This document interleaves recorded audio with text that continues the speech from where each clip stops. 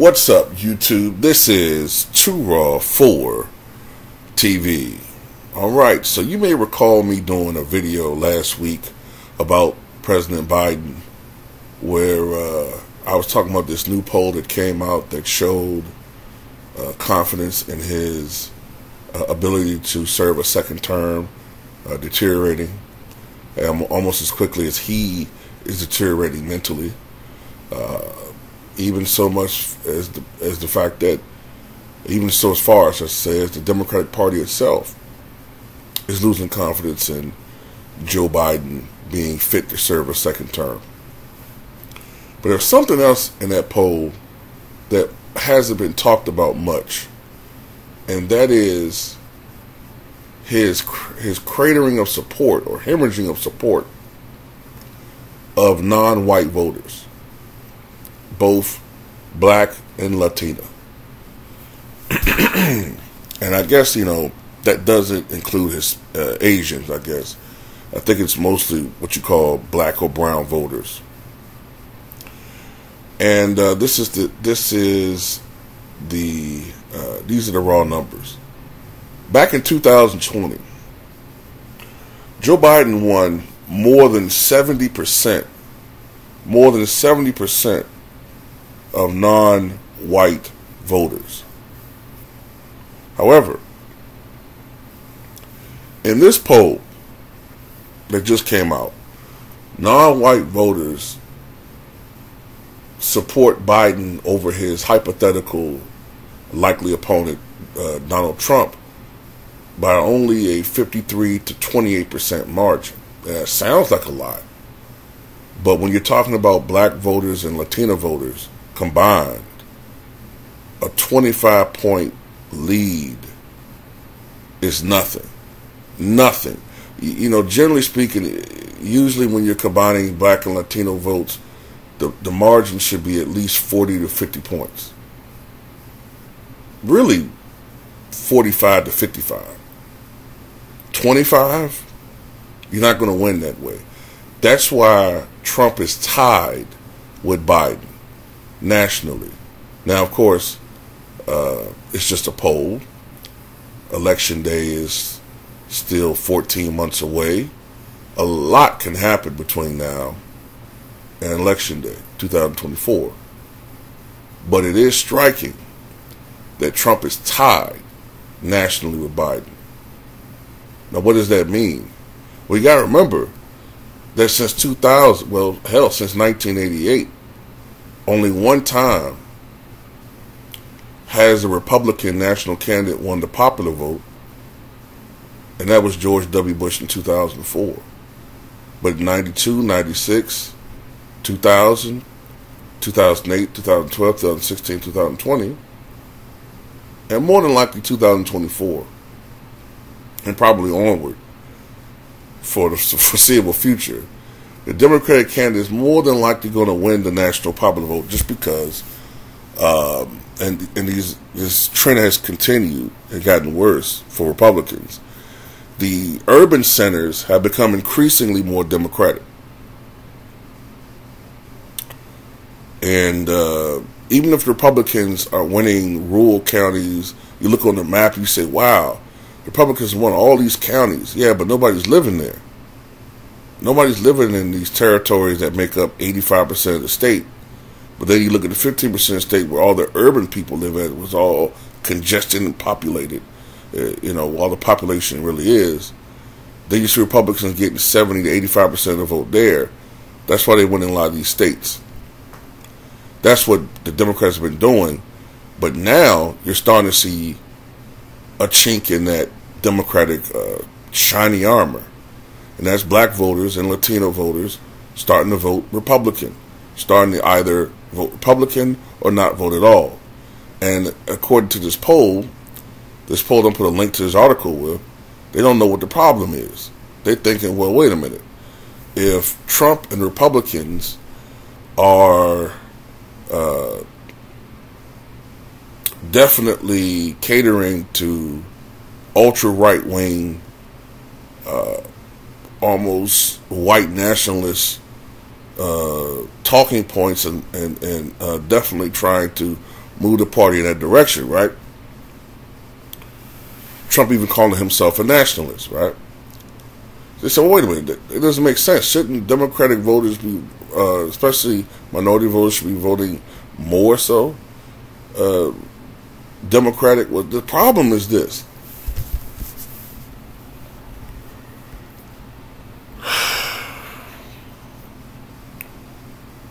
A lot of voters who are black, and I guess Latino,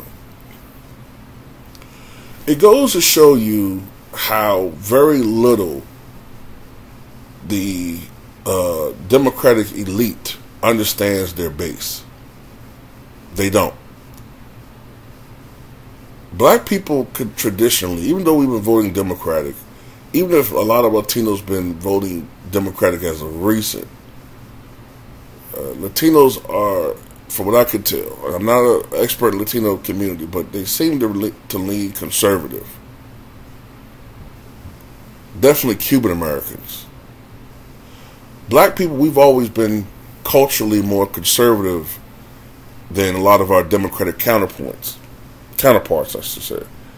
But when it comes to a lot of the left-leaning policies or left-leaning stances in the party, black people have sort of held their nose or turned their head and just, turn their head when these things are mentioned, but still go to the polls and vote Democratic because of the lesser of two evils argument, which was so convincing for 40 to 50 years. I can understand that after dealing with Goldwater and Nixon and his Southern strategy, Reagan and his racist policies. It made absolute sense. But then, after a generation dealing with Bill Clinton, who was supposed to be the first black president, but he supported many policies and put through many bills and laws that hurt the black community. Not to mention, you got people like Joe Biden, who's president right now, who supported laws that put people who were the most impoverished in this nation in prison for long periods of time for having crack cocaine or rock cocaine, but look the other way when rich yuppies snorting powdered cocaine off the backs and assholes of prostitutes, right? Oh, well, that's different. Now I was saying, like, wait a minute. What the fuck is this shit? You're putting people in position in the Democratic Party who were Republicans once, like Elizabeth Warren.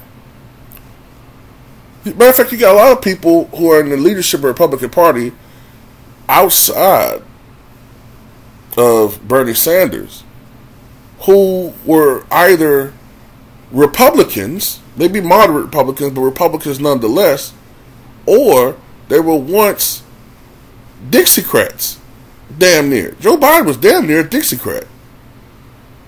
The reason why he was put on a ticket in 2008 was because he helped to shore up white support for Barack Obama. Because if Joe Biden, the man who rubbed shoulders with John Stennis and was friendly with Lester Maddox and friends with Robert Byrd, cried at his funeral, cried when Strom Thurmond died, all these racist Dixiecrats, he was friends with all of them. Even went across the aisle and was friends with Jesse Helms, an ardent racist. You see the picture? See, if you open your eyes and do a little research, you start seeing why I have a problem supporting this president and his incompetent vice president. Lord have mercy if she ever came to power. And it's just also, I'm sorry, with a play on it's the economy stupid. It's the culture war stupid. Black people, a lot older black people, and some younger black people.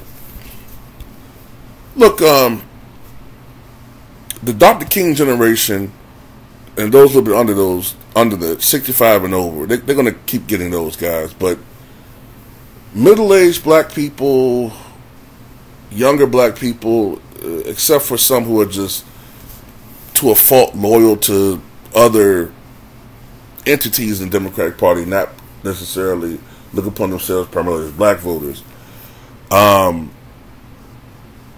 lot of us don't like what's going on. And I'll just say some of the policies and stances and people who are being promoted and agendas being promoted, a lot of people in the black community and I think the Latino community will just say have issues with those things. All right? And that's why I think a lot of people on the national level at least are moving away from the Democratic Party. It's not that they're going to vote Republican per se. Maybe some of them will. But it's just that they don't feel comfortable rocking with this party right now. And I think the majority of them are actually men. If I had to break it down further, I think the majority who are moving away from the Democratic Party are actually black men and perhaps even black Latino women, Latino men, excuse me. But I think Latino women are more likely to vote along with their male counterparts in a Latino party rather than black women who basically, see government. Joe Biden is their man, and whatever. We can talk about this shit all day. You know what I'm saying? But let's just keep to the subject matter at hand, man. Joe Biden and them are in trouble. They're in trouble. I've done videos talking about this shit for 10 years, predicting this. I said that. I said at the time, about 5 to 10 years, you're going to start seeing a schism in the Democratic Party where black men are going to be running away from this party because it's moving too far in a direction that a lot of black men just aren't comfortable with being affiliated with.